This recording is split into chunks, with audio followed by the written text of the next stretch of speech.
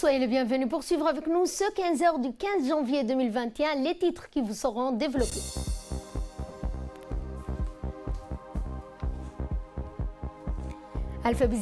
Alphabétisation des bénéficiaires du programme national de solidarité famille. Dans l'actualité internationale, Joe Biden dévoile son plan de relance de 1900 milliards de dollars à 5 jours de son investiture.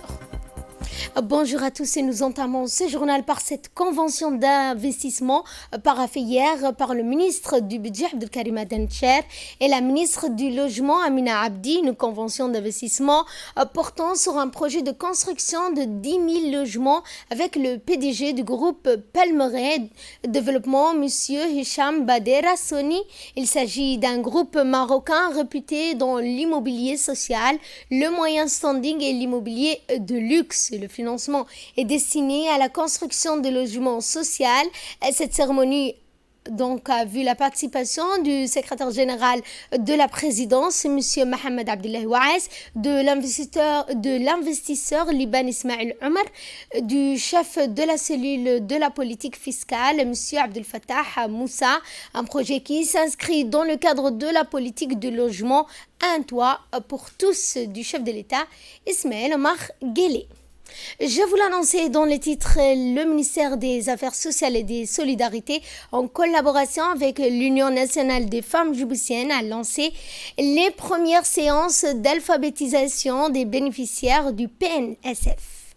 La ministre des Affaires sociales et des Solidarités, Mouna Ousmane, accompagnée de la secrétaire générale de l'Union nationale des femmes djiboutiennes, Madame Fatouma Moussa Ahmed, a assisté ce mercredi à une session d'alphabétisation dans 2 écoles de la commune de Bel'Aos et Belbala avec plusieurs collaborateurs des 2 institutions.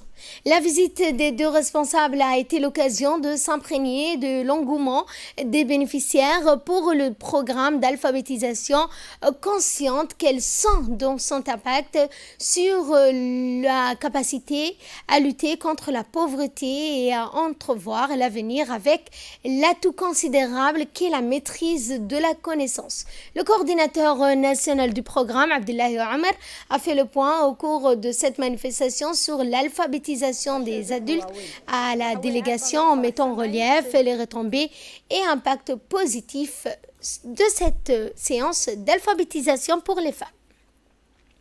La ministre des Affaires sociales et des Solidarités, Mme Mouna Ousmane Adan, a indiqué dans son intervention que ce projet d'alphabétisation a été initié par le chef de l'État Ismaël Omar Guelleh et l'Union nationale des femmes djiboutiennes à sa tête, la première dame. Je ne vous explique pas, a-t-elle dit que la femme djiboutienne est-elle ajouté le noyau de développement national? Ce projet, a-t-elle déclaré, a pour objectif de doter ces femmes d'un vocabulaire professionnel et fonctionnel des principales activités exercées, surtout pour les femmes rurales. Ainsi, elle a ajouté plus loin, pour bénéficier du programme de transfert monétaire, il est important que la femme djiboutienne soit instruite. C'est pourquoi l'alphabétisation des femmes est primordiale pour la croissance économique du pays, car cela lui permettra de développer leurs compétences, de construire et de renforcer leur indépendance économique.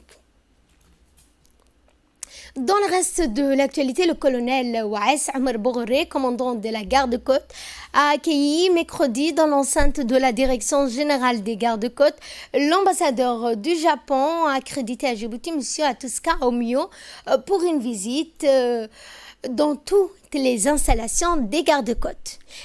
Sa visite des gardes-côtes a été accompagnée de son attaché de défense et a débuté par une présentation exhaustive des missions de sécurité, de sûreté du domaine maritime djiboutien et de la région, des installations, des équipements de la garde-côte. Une fois l'exposé terminé, le colonel Waes Omar Boghoré a convié l'ambassadeur du Japon à une sortie en mer afin de visiter les différentes zones de patrouille avec en prime de voir à l'œuvre les équipes de patrouille permanentes de la garde-côte chargées d'assurer la sécurité, la sûreté des installations portuaires et des zones touristiques sur le littoral. Eh bien, à leur retour de la mer, la délégation japonaise conduite par l'ambassadeur du Japon, Monsieur Atsuka Omio, a eu droit à la visite du département des recherches et sauvetage de la garde-côte. L'officier responsable de ce département leur a expliqué les missions principales, les activités courantes réalisées par ce service et les différents matériels et équipements utilisés pour la recherche et sauvetage des personnes en mer. Il s'en est suivi de la visite du centre médical de la garde-côte, 6 le carrefour de Venise. Ainsi, l'ambassadeur du Japon a pu découvrir les différents services fournis par ces centres médicaux tels que la consultation, le service d'urgence, le laboratoire d'analyse, les salles d'hospitalisation. Une brève présentation faite par le médecin-chef qui a indiqué que le centre prodigue des soins adéquats et nécessaires au personnel de l'institution, à leur famille et à toute autre personne. Toujours guidé par le colonel Ouass Omar Bourré, commandant des gardes-côtes, l'ambassadeur du Japon a été reçu ensuite au port de pêche, centre des opérations des gardes-côtes. Le commandant de la zone du port de pêche qui a accueilli la délégation japonaise leur a fait visiter les différents services que comporte cette installation. Parmi les services visités, on peut citer la brigade des recherches et des affaires judiciaires, le service transmission et le service technique. Ensuite, le camp d'Oralé, principale installation de la garde-côte, a été la dernière visite que l'ambassadeur du Japon en République de Djibouti a visité en fin de matinée du mercredi 13 janvier. Une brève visite des différents départements et services au sein du camp d'Oralé a été organisée pour l'ambassadeur. Eh bien, l'ambassadeur du Japon en République de Djibouti a visité en dernier le centre d'instruction de la garde-côte. La longue journée de visite de cet ambassadeur du Japon qui s'est achevée par la traditionnelle photo de famille. يشبه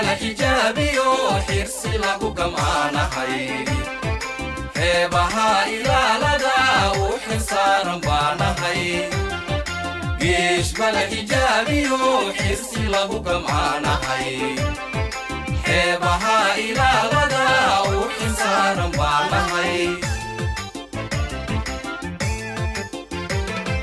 عالنكي حواليو حبسيو دلو قلي حاجة لو قبي حوليو نفلو هوري حب اللبو إلى شيو حور دافع بانا حي عالنكي حواليو حبسيودا لو قلي حاجة لو قبي حوليو نفلو هوري حب اللبو إلى شيو حور دافع بانا حي يشبه الحجابي وحرصي له كمانا. L'Union de la presse francophone de Djibouti, en collaboration avec l'UNICEF et de l'USAID, a organisé à l'Institut des études diplomatiques de Djibouti une journée de sensibilisation à l'endroit des journalistes djiboutiens sur le prix national des médias pour les enfants. Ont participé à cette journée le président de l'UPF, Djibouti, Kennedy Ibrahim, le responsable de la communication de l'UNICEF, Faisal Almi, Madame Fatouma Ibrahim, spécialiste de la communication pour le développement.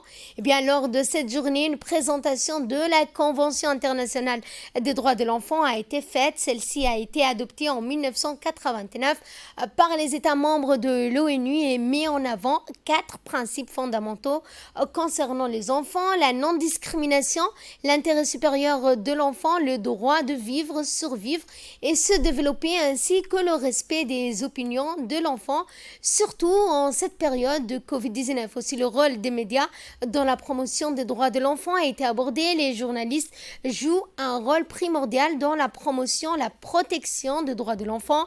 Ce prix a été mis en place afin de les inciter à couvrir et à défendre les droits des enfants et s'impliquer pleinement à la question de l'enfance. Ce prix est ouvert aux journalistes de la presse écrite, de l'audiovisuel. Les journalistes de la presse écrite peuvent présenter un article publié cette année qui traite de la question de l'enfance à Djibouti. Idem pour les journalistes de l'audiovisuel qui peuvent présenter une émission, un reportage, mais aussi un documentaire traitant de la question de l'enfance à Djibouti, nutrition, MGF, enregistrement des naissances, en incluant les éléments de la Convention des droits de l'enfant. Eh bien, la date limite de participation pour ce prix national des médias pour le droit de l'enfant a été fixée au 23 janvier prochain. Et dans un mot prononcé à cette occasion, eh bien, le président de l'UPF Djibouti, Kennedy Ibrahim, a rappelé l'importance des médias nationaux dans la sensibilisation des droits de l'enfant et le rôle que jouent les journalistes. Nous l'écoutons.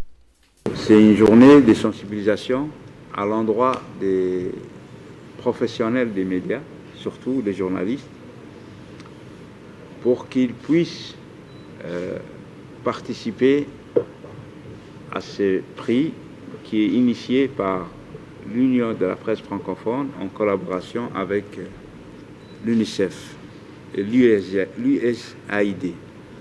Donc, comme vous le savez, ce prix est dédié à l'enfance.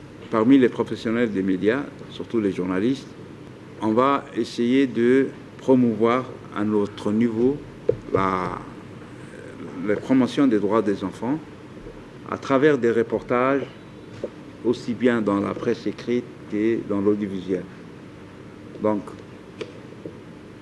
c'est un prix on va essayer dans l'avenir de le pérenniser, une fois lancé. Donc, je tiens à remercier l'UNICEF Djibouti, et particulièrement mon ami Faisal Olmi et Fatma Ibrahim,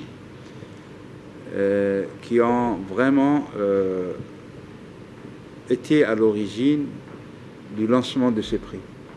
Donc c'est une belle initiative et encore une fois c'est une marque de confiance à l'endroit de notre association. Et le responsable de la communication de l'UNICEF, Faisal Olmi, a quant à lui expliqué aux participants le rôle joué par l'UNICEF Djibouti qui s'emploie avec ses partenaires à faire en sorte que chaque enfant et chaque adolescent puisse survivre, s'épanouir dans les meilleures conditions. Pour l'UNICEF, le rôle des médias en général et des journalistes est très important. Pour nous, par exemple, ici à Djibouti, nous travaillons avec différents partenaires institutionnels qui font beaucoup déjà pour promouvoir les droits de l'enfant, que ce soit la santé, que ce soit l'éducation, que ce soit la protection, que ce soit la protection sociale. Donc avec tous nos partenaires ministériels, on collabore, on apporte notre contribution aux efforts qui sont fournis par le gouvernement de Djibouti en faveur de tous les enfants vivant à Djibouti. Mais tout ça doit être aussi renforcé par le travail journalistique. Pourquoi cette activité? Pourquoi le prix national des médias? Parce que beaucoup de choses se font par les journalistes. De par mon travail, je suis régulièrement la presse djiboutienne, mais aussi la RTD. Et j'essaie de suivre, même si la langue... Je ne comprends pas tout, mais j'essaie de suivre au maximum. Mais il y a beaucoup de choses qui sont faites. Et de l'importance qui domine l'actualité internationale, on commence avec Madagascar, où le sud de l'île, au bord de la crise humanitaire. 3 années consécutives de sécheresse provoquent une crise humanitaire à Madagascar. Selon le PAM, le cas de famine, de malnutrition augmente dangereusement alors que la forte récession causée par la pandémie du coronavirus aggrave la situation. Mardi, l'organisation onusienne a fait appel pour une aide d'urgence de 35 millions de dollars pour lutter contre la faim dans le sud de la Grande Île. C'était dans les titres. Joe Biden dévoile son plan de relance de 1900 milliards de dollars à 5 jours de son investiture. Loin du chaos trumpiste à Washington, à 5 jours de son investiture à la Maison-Blanche, le démocrate Joe Biden tente d'attirer de nouveau les projecteurs sur son action à venir, ses plans pour rassembler et relancer les États-Unis. Depuis son fief de Wilmington, il a dévoilé un plan de relance titanesque de 1900 milliards de dollars. Objectif, venir en aide aux ménages, aux entreprises américaines mises à mal par la pandémie du Covid-19. Pour le moment, le vice-président républicain sortant Mike Pence semble avoir pris les rênes à Washington. On l'a vu aux côtés des troupes de la garde nationale qui quadrillent la capitale américaine depuis l'assaut du Capitole par les partisans de Donald Trump le 6 janvier dernier. On l'a vu aussi en réunion avec le FBI. Les services de sécurité sont en effet sur les dents face à la menace de nouvelles manifestations à Washington. Mais aussi dans d'autres villes du pays. Ici, la prestation de serment de Joe Biden de sa vice-présidente Kamala Harris le 20 janvier sur les marches d'un Capitole barricadé. Quant à Donald Trump, désormais mis en accusation, il fera donc face à un procès en destitution au Sénat après l'investiture. L'enjeu ne sera plus de l'évincer du pouvoir, mais s'il est reconnu coupable, un deuxième vote pourrait viser à lui interdire d'être à nouveau candidat à la Maison-Blanche. Voilà, c'est sur ce point que cette édition touche à sa fin. Merci à la régie, merci à vous de nous avoir suivis et excellent après-midi à toutes et à tous.